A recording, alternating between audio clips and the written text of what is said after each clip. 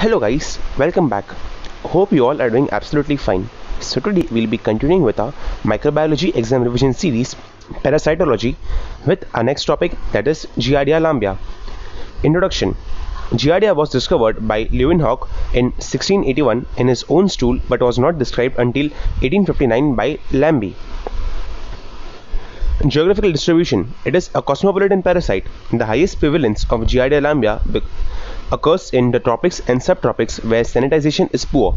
Giardia infects 200 million people worldwide and may produce symptoms in more than 500,000 individuals every year. Infection seems to be more common in children than adults. Habitat. It inhabits in duodenum and in the upper part of jejunum of man. Morphology. It exists in two forms, trophozoite and the cyst. Trophozoite. It is pear-shaped with rounded anterior and pointed posterior end. It measures 10 to 20 micrometers in length and 5 to 15 micrometers in width.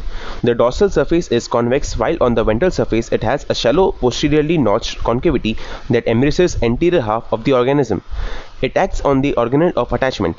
It is bilaterally symmetrical and has one pair of nuclei, one on each side of the midline, one pair of exostyles and one pair of parabasal bodies present on the exostyles, 4 pair of flagella and probably 4 pairs of blepharoplast from which the flagella arises.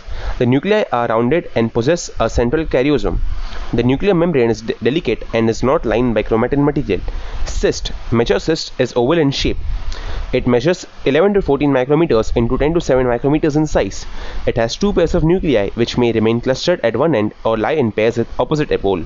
The remains of the flagella and margins of the sucking disc may be seen inside the cytoplasm of the cyst. So this is a diagram of the trophozoite where we have the lateral pair of cross flagella, lateral pair of blepharopost, median pair of blepharopost, nucleus, third pair of blepharoplast, central pair of flagella, exostyles, parabasal body, lateral pair of uncrossed flagella, and the posterior pair of flagella. This is a cyst with the nucleus in there. Culture. Giardia lambia can be grown exonically in diamonds medium, and medium also used for exonic cultivation of Entamoeba histolytica. Life cycle. It passes its life cycle in a single host, the man. No intermediate host is required. Man acquires infection by ingestion of cysts in fecally contaminated water or food. Infection may occur through ingestion of a few or 100 of 10 to 25 cysts. Infections may also be acquired by anal or oral sexual practices among male homosexuals. Within 30 minutes of ingestion, excistations occur in the duodenum. The cyst hatches out two trophozoites, which then multiply by binary fission to form enormous numbers of colonies in duodenum and upper part of jejunum. To avoid acidity of duodenum, it may localize in biliary tract. By means of the concavity of its ventral surface, the trophozoite attaches to the mucosal surface of the duodenum and jejunum. In frankly direct stools, it is usually to find out only the trophozoites. Encystation occur commonly in transit down the colon, where the intestinal content lose moisture and the patient starts passing from stools. The trophozoites retract the flagella into the exonomes. The cytoplasm becomes condensed and a thin, tough hyaline cyst wall is secreted. As the cysts mature, the internal structures are doubled so that when the excision occurs, the cytoplasm divides and thus producing the two trophozoites. Antigenic variation. Giardia lambia is known to undergo surface antigenic variation. Pathogenicity. The presence of Giardia lambia into the glandular scripts of duodenum jejunum mucosa may not cause any pathology. With the help of sucking disc, the parasite attaches itself to the surface of the epithelial cells in the duodenum and jejunum, and in the appreciable number of cases it may cause duodenal and jejunal irritation, leading to duodenitis and jejunitis. The incubation period before symptomatic disease develops ranges from 1 to 4 weeks.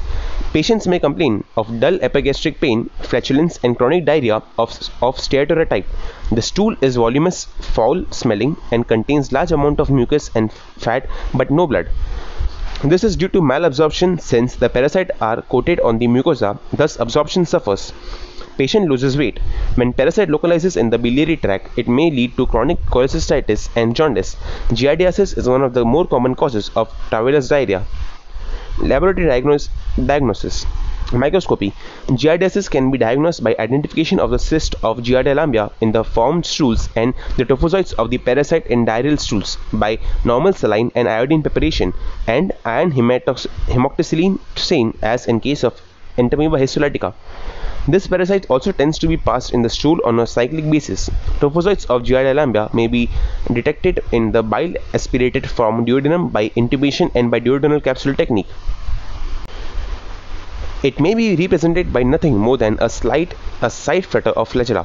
For the detection of Giardia lamblia in fecal specimens, a fluorescent method using monoclonal antibodies is extremely sensitive and specific. Biopsy. After multiple stool examinations, examination of bile aspirated from duodenum and enterocyst are negative. Biopsies from multiple duodenal and jejunal sites may confirm the diagnosis of giardiasis. Immunological test. ELISA test has been developed for the detection of Giardia antigen in feces. Anti-Giardia antibodies in the patient's serum may be detected by ELISA and indirect fluorescent antibody test. Treatment. Chemotherapy with a 5-day course of metronidazole usually is successful. A single dose of tinidazole probably is superior to metronidazole for the treatment of the giardiasis. Prevention. Giardiasis can be prevented by improved water supply, proper disposal of human feces, improved personal hygiene, routine hand washing, proper storage and food and water, control of insects which may come in contact with infected stools and then contaminate the food and water, treatment of symptomatic and the asymptomatic individuals. Thank you.